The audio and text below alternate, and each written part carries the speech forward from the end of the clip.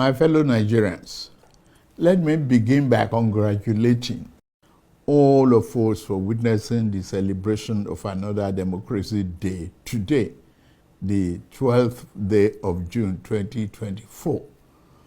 This year also marks our nation's 25 years of uninterrupted democratic governance. On this day, 31 years ago, we entered our rites of passage to becoming a true and enduring democratic society. Going through this passage was hard and dangerous. During the fateful 6 years that followed, we fought and struggled for our natural rights as human beings, put on this earth by the divine hand of our Creator. We lost great heroes and heroines along the way. In this struggle, the winner of June 12, 1993 presidential election, Chief MKO Abiola, the most significant symbol of our democratic struggle, his wife, Kudirat, General Shehu Musa Yar'Adua, and Pa Alfred Iwani, amongst others, sacrificed their very lives. They bravely surrendered their fortunes so that our nation might have a better one. Let us honor the memories of Chief Anthony Enahoro, Chief Abraham Adesanya, Commodore Dan Sulaiman, Chief Athon Wanko, Chief Chukwuemeka Ezeibe, Admiral Ndibusi Kanu, Chief Frank Kokori, Chief Bola Ige, Chief Adekunle Ajasin, Chief Gani Udaudu, Chief Ayo Fasanmi, Chief Gani Fawemi, Chief Olabi Idrojaye, Dr. Beko Ransom Kuti, Chima Ubani, and others who have transited to higher realm. The sacrifices of General Alani Akinriyade, Professor Bolaji Akinyemi, Professor Wole Soyinka, Chief Rab Obioha, Chief Colonels Adebayo, among many others, should never be forgotten. For at least 6 years, they bore the pain and difficulties of life in exile. While the exiled pro-democracy activists kept the fire burning, their comrades at home sustained the pressure on military leadership. Among the latter are Olisa Agbakoba, Femi Falana, Abdul Oro, Senator Shehu Sani, Governor Ubasani, Chief Olufalaye, and other National Democratic Coalition leaders such as Chief Ayo Adebanjo and Chief Ayo Padokun. The sacrifices they made and the precious gift brought about by their selfless devotion can never be repaid nor forgotten. We could not have won the battle against dictatorship without the irrepressible Nigerian journalists who mounted the barricades along with the pro-democracy activists. We celebrate them today, along with their media establishments, such as The Punch, The Guardian, National Concord, Tribune, The News and Tempo, and Tel magazines. The undemocratic government of the day proscribed these media establishments and jailed their journalists for standing for free speech and civil liberties and the sanctity of the June 12 elections. Despite the leather might of the authoritarian government, what appeared to be high and unyielding walls of dictatorship came tumbling down. The dismal fortress exists no longer. The power of an idea, the power of the people proved more potent than all the guns, the munitions, and the threat of the strong men. The nation exited the yoke of dictatorship in 1999 to become the most populous democracy on African soil, the beacon of democratic self-determination for the black race and one of the largest democracies in the world. This change stands as a pivotal moment in human history. From this change, we shall never turn, nor shall annals of mankind's progress forget the sublime meaning of this great moment. Today, 25 years later, we celebrate the silver anniversary of our journey in democracy. We have studied the course. Democracy is neither a foreign nor abstract concept devoid of real-life meaning for us.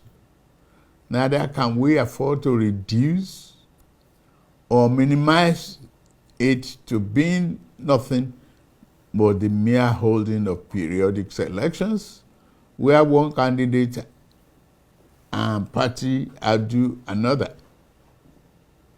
While elections attract democratic attention, they are but one aspect of democracy. Democracy is a way of life that encompasses a broad outlook of which elections are but a part. As such, a nation can have elections without being democratic, but a nation cannot be truly democratic without holding elections.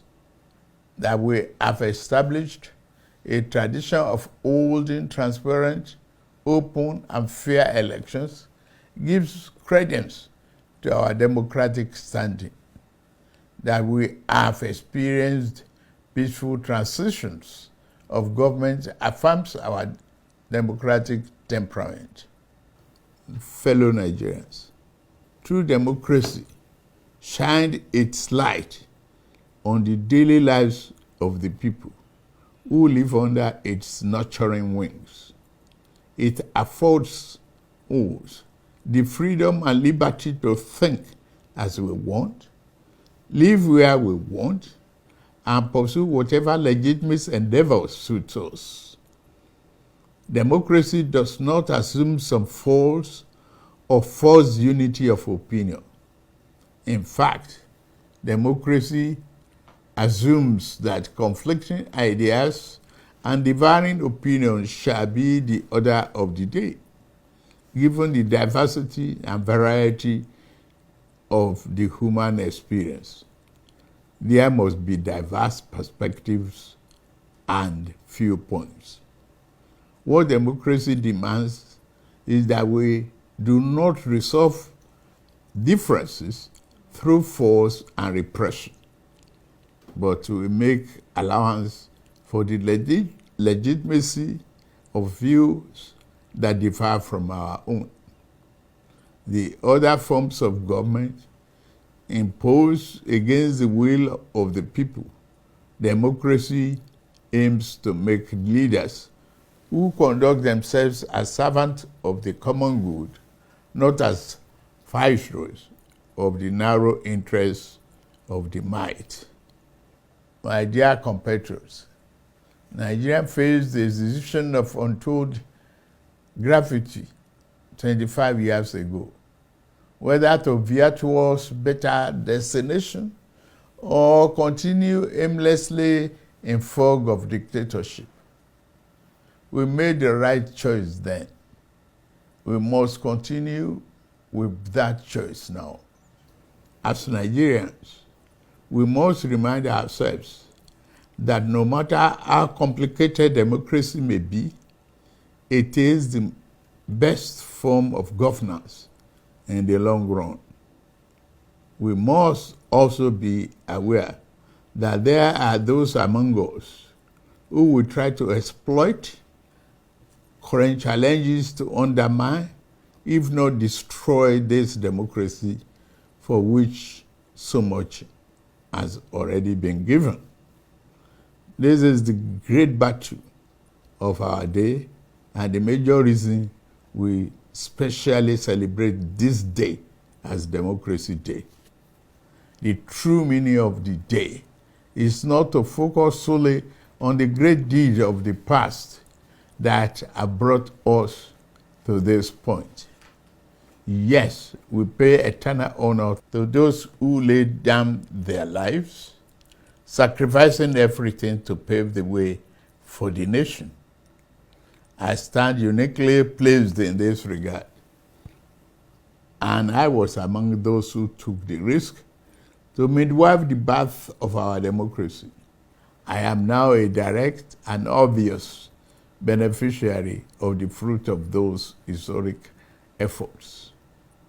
As a president of this nation, I am morally and constitutionally bound to preserve this precious form of governance.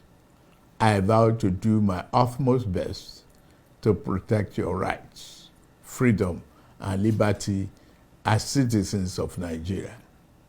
Even more than that, I pledge to do whatever is necessary to cement democracy as our way of life.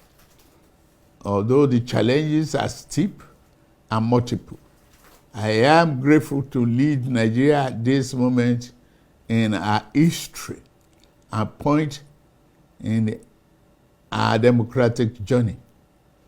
I come before you also to declare that our most important work remains before us. The real test has never been whether we will rise to the challenge, the sling of misfortune and grievous pains of dictatorship. The real test is whether we shall lower our guns and fail to defend democracy as the shadow of despotism and its evident physical danger fade. I say to you here and now that as we celebrate the enshrinement of our political democracy, let us commit ourselves to the fulfillment of equally important counterpart, the realization of our economic democracy. I understand the economic difficulties we face as a nation right now. Our economy has been in desperate need of reform for decades. It has been unbalanced because it was built on the flawed foundations and over-reliance on revenue from exploitation of oil. The reforms we have initiated are intended to create a stronger, better foundation for future growth. There is no doubt that the reform has occasioned hardship. I feel your pains. Yet, there are necessary repairs required to fix the economy over the long run so that everyone has access to economic opportunity, fair pay, and compensation for his endeavor and labor. As we continue to reform the economy, I shall always listen to the people and will never turn my back on you. In this spirit, we have negotiated in good faith and with open arms with organized labor on a new national minimum wage. We shall soon send our executive bill to the National Assembly to enshrine what has been agreed upon as part of our law for the next 5 years or less. In the face of labor's call for national strike, we did not seek to oppress or crack down on the workers as a dictatorial government of the past would have done. We chose the path of cooperation over conflict. Nobody was arrested or threatened. Instead, the labor leadership was invited to break bread and negotiate towards good faith resolution. Reasoned discussions and principled compromise are a hallmark of democracy. These themselves shall continue to animate my policies and interaction with the constituent part of our political economy. I take on this vital task without fear or favor, and I commit myself to this work until we have built a Nigeria where no man is oppressed. In the end, our national greatness will not be achieved by traversing or traveling the easy way. It can only be achieved by taking the right one. The words of American President Franklin Roosevelt sadly rings true, and I quote, "There are many ways of going forward, but only one way of standing still," and unquote. We dare not slumber, lest the good things awaiting our immediate future pass us by. We dare not plant our feet in the idle standstill in the middle of the intersection of hope and despair. We know the proper way forward, and we shall take it. The initial rays of a brighter tomorrow now appears on the horizon. An abundant future and our capacity to achieve that future lies within our reach. Democracy and the institution it begets over to take us to our profound destination. Let us board this progressive train together. And together, let us move Nigeria forward. Let's continue to keep the fire of democracy burning. Let's keep the torch lit for generations to come. May God continue to bless the Federal Republic of Nigeria and preserve our democracy. I wish us all Happy Democracy Day.